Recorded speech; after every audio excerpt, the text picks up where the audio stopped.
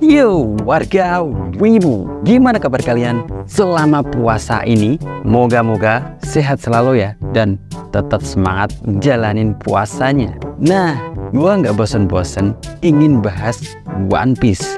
Kali ini episodenya lebih spesial lagi karena sejarah 900 tahun abad kekosongan sedikit demi sedikit mulai terkuak nih. Baiklah, gimana ceritanya? Langsung saja yuk. Ikimasu yuk. 霞の呼吸七の型しぶき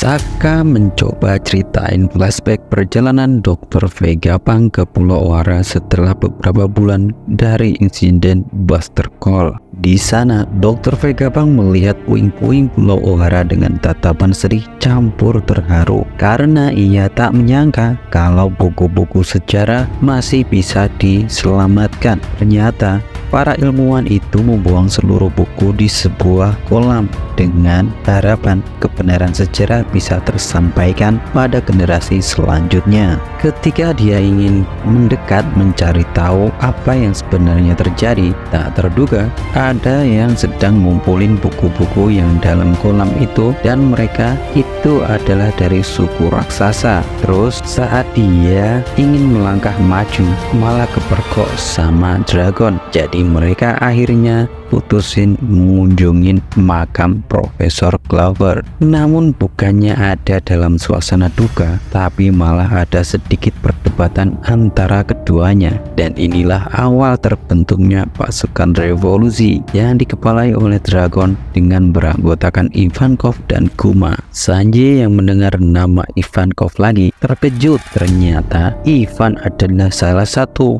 pendiri pasukan revolusi, sedang yang lain juga bersemangat mendengar nama-nama besar itu, termasuk Dragon, ayah Luffy. Mereka pun sedikit mengenang masa-masa saat diteleport oleh Kuma. Saka lalu lanjutin cerita masa lalunya yang sudah membaca semua buku-buku yang ditinggalkan oleh para ilmuwan Ohara, dan secara mengejutkan sejarah masa lalu telah dihafalnya dan diteliti oleh Dr. Vegapunk. Robin yang mengetahui kalau penyelamatnya yang dulu waktu insiden Ohara masih hidup, yaitu Soul, langsung keluar butiran-butiran bening dari matanya. Saka kemudian membawa para kru SHP pindah ke ruangan lain dengan ngendalin sepatu yang mereka pakai. Mau tak mau mereka harus ikut karena sepatunya saja gerak sendiri. Di waktu bersamaan, Luffy yang bersama Dr. Vegapunk yang asli, setelah tahu sepatunya bisa untuk terbang, ia bersenang-senang kesana kemari seperti anak kecil yang baru dikasih mainan. Bonnie yang kebingungan jelasin ke Chopper kalau di depannya memang Dr. Vegapunk yang asli, tapi entah kenapa kepalanya yang besar hilang. Terlontar pertanyaan itu dan dijawablah sama Dr. Vegapunk dengan santai kalau kepalanya yang gede itu sudah dipotong. Bonnie yang masih gak percaya minta penjelasan darinya. Lalu Dr. Vegapunk jelasin kronologi kejadiannya. Dari penjelasan itu, Chopper Jinbe yang masih bingung kenapa setelah dipotong kepalanya masih bisa hidup. Dr. Vegapunk menjawab kalau dia telah makan buah iblis yang bisa bikin dirinya itu sangat cerdas. Jadi ia bisa dengan mudah memotong kepalanya sendiri. Alasan kenapa dipotong yaitu dengan kecerdasan dan banyak info masuk ke kepalanya, akhirnya kepalanya membesar seiring waktu sampai akhirnya dipotonglah sebagian kepalanya dan dijadikan power record. Nah, untuk mengaksesnya ia tanam antena ke sebagian kepalanya yang masih tersambung pada badannya. Dia juga sempat nyebutin 6 cloningnya beserta karakter masing-masing. Saka selalu tenang dan lihai. Lilith si jahat yang suka menjarah, Edison sang penemu, Pythagoras si bijak dengan pemikiran luas, Atlas tugasnya dalam hal kekerasan, sedangkan York si rakus, kerjanya makan tidur BAB BAK.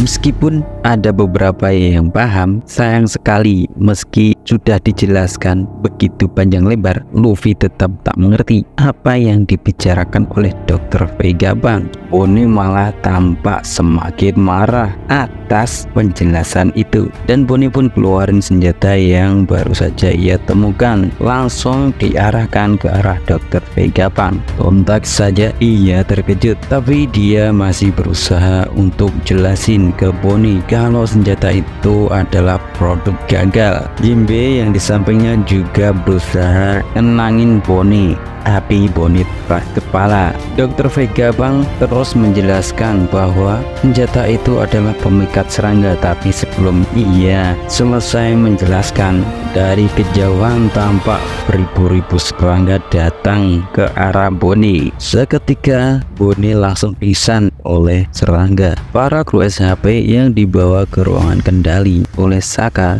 dan tunjukin keberadaan Luffy dan yang lainnya. Melihat Luffy dan lainnya baik-baik saja, Sanji, Usopp, Nami, Robin, dan Franky menghela nafas dan bersyukur. Tapi mereka kebingungan atas tindakan yang sedang dilakukan Luffy. Di saat yang bersamaan, Luffy mencoba bangunin Bonnie yang pingsan sambil pegang serangga. Bukannya bangun, Bonnie malah larut dalam pingsannya karena rasa takut akan serangga. Dr. Vegapunk pun langsung jelasin tentang produk gagal yang ia buat, termasuk buah iblis yang dimakan Momonosuke. Lalu Luffy minta agar Dr. Vegapunk menggerakkan robot raksasa itu, tapi ia berkata tidak bisa karena bukan dia yang bikin. Di tengah lautan muncullah kawanan CP0 yang menuju Pulau Egghead. Mereka ditugaskan untuk membunuh Dr. Vegapunk.